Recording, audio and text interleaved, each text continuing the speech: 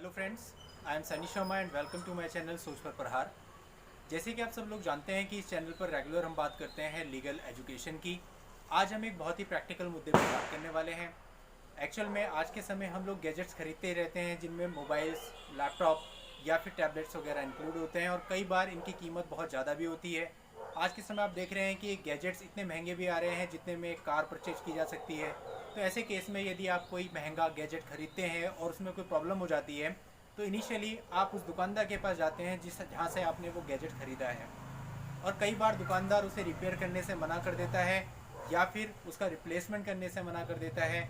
आपके फोर्स करने पर वो कहता है कि मैं इसे कंपनी भेज दूंगा, लेकिन आफ्टर सम टाइम वो आपको यही कहता है कि कंपनी ने भी मना कर दिया, यानी कि कंपनी ने भी ना तो रिपेयर किया ना तो रिप्लेस किया। अब ऐसे में आप खुद को ठगा महसूस करते हैं कि लाखों रुपए का आपने गैजेट्स खरीद लिया, अब क्या किया जाए। तो ऐसे केस में आपके पास क्या कानूनी उपचार है, उसकी क्या प्रोसीजर है, इन सारी बातों पर इस वीडियो में हम चर्चा करने वाले हैं। और आपसे कहना चाहूँगा कि इस वीडियो में मेरे साथ स्टार्टिंग से एंड तक बना रहिएगा ताकि आपको पूरे कानून की जानकारी मिले और आपके मन में कोई भी कन्फ्यूजन या डाउट ना रहे। यदि फिर भी कोई कन्फ्यूजन होता है तो आप मुझसे कमेंट सेक्शन में पूछ सकते हैं। मेरी पूरी कोशिश रहेगी कि आपके जो भी डाउट्स हैं उनको क्लियर किया जाए। तो चलिए दोस्तों, स्टार्ट करते हैं आज के इस इम्पॉर्टेंट टॉपिक को। फ्रेंड्स, यदि आपके साथ भी ऐसा हुआ है कि कोई टैबलेट या गैजेट आपने खरीद लिया है, कोई मोबाइल खरीद लिया है महंगा और अब उसमें प्रॉब्लम आनी शुरू हो गई है और दुकानदार और कंपनी आपको रिलीफ नहीं दे रहे हैं, तो मैं आपको कहना चाहूँगा आपके पास कानूनी रेमेडी अवेलेबल है। आप कानूनी कार्यवाही उन पर करके अपना मोबाइल रिप्लेस कर सकते हैं, रिपेयर करा सकते हैं और अच्छा खासा जुर्माना भी उन लोगों से आपको परेशान करने के लिए वसूल सकते हैं। तो इसके लिए कंज्यूमर प्रोटेक्शन एक्ट 1986 के अंतर्गत आपको एक पिटीशन फाइल करनी होगी। ये पिटीशन आपके प्रोडक्ट में जो प्रॉब्लम आई है, जिस दिन वो प्रॉब्लम आई थी उस दिन से 2 साल के अंदर अंदर आप इस पिटीशन को फाइल कर सकते हैं। अब इस पिटीशन को फाइल कहाँ किया जाएगा, इसके लिए कंज्यूमर प्रोटेक्शन एक्ट 1986 में ये बताया गया है कि यदि जो डिवाइस या गैजेट आपने खरीदा है उसकी कीमत 20 लाख से कम है तो आप इसे डिस्ट्रिक्ट कंज्यूमर फोरम में फाइल करेंगे।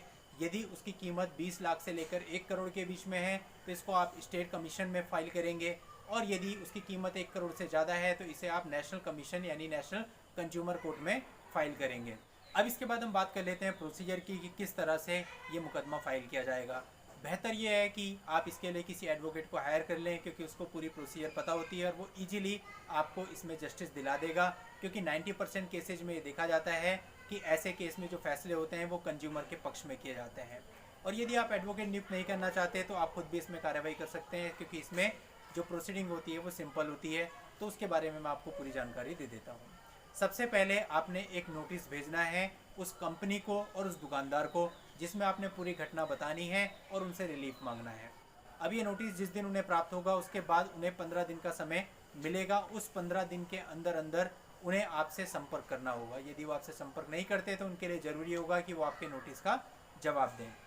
अब आफ्टर 15 डेज जब उनका नोटिस का जवाब आपको मिल जाता है या नहीं भी मिलता है तो 15 दिन के बाद आप कोर्ट में अपनी पिटीशन फाइल कर सकते हैं। उसके लिए आपको एक सिंपल पिटीशन बनानी है जिसमें आपको पूरी घटना लिखनी है, साथ ही साथ एक एफिडेविट लगाना है जिसमें आप कहेंगे कि जो कुछ भी आप कह रहे हैं वो सच और सही है और आपने इसमें कुछ छुपाया नहीं है।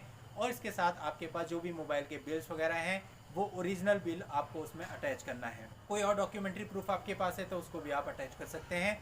जो नोटिस आपने भेजा था उसकी एक कॉपी लगाएंगे। अगर उनकी तरफ से आपको नोटिस आया है तो उसकी भी एक कॉपी इस पिटीशन के साथ आपको फाइल करनी है। तो दोस्तों, आगे बढ़ने से पहले आपसे कहना चाहूँगा कि अगर आपने अभी तक हमारे चैनल को सब्सक्राइब नहीं किया तो सब्सक्राइब जरूर कर लें और नोटिफिकेशन आइकन पर जरूर क्लिक कर लें ताकि जब भी मैं ऐसी कोई वीडियो लेके आऊँ उसकी जानकारी आपको सबसे पहले मिले। कोर्ट में जब ये पिटीशन फाइल हो जाती है तो कोर्ट उस दुकानदार को और कंपनी को नोटिस भेजकर कोर्ट में बुलाएगी। उन्हें आना पड़ेगा और अपने एडवोकेट के माध्यम से आपने जो पिटीशन फाइल करी है उसका जवाब देना पड़ेगा। जब वो जवाब दे देंगे तो कोर्ट आपको एविडेंस का मौका देगी और आपसे सारे सबूत मांगेगी।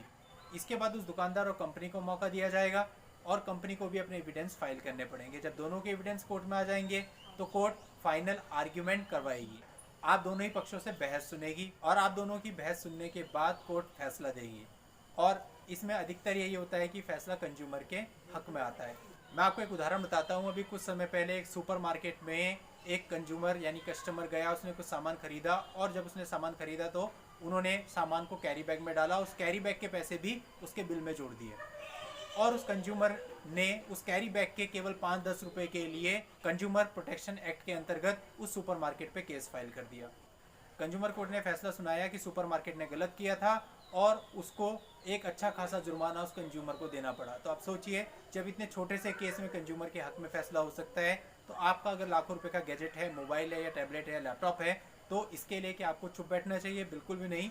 आपको कंज्यूमर कोर्ट में जाना चाहिए और कंज्यूमर कोर्ट से निश्चित तौर पर आपको रिलीफ मिलेगी। आपके मोबाइल का रिप्लेसमेंट कराया जाएगा या रिपेयरिंग कराई जाएगी, और इसके साथ साथ आपको एक अच्छा खासा जुर्माना भी उस कंपनी और दुकानदार से दिलवाया जाएगा। तो ये थी आज की जानकारी। अगर आपको जानकारी पसंद आई हो तो वीडियो को लाइक कर दीजिए और आगे शेयर कर दीजिए। Thank you for watching. जय हिंद।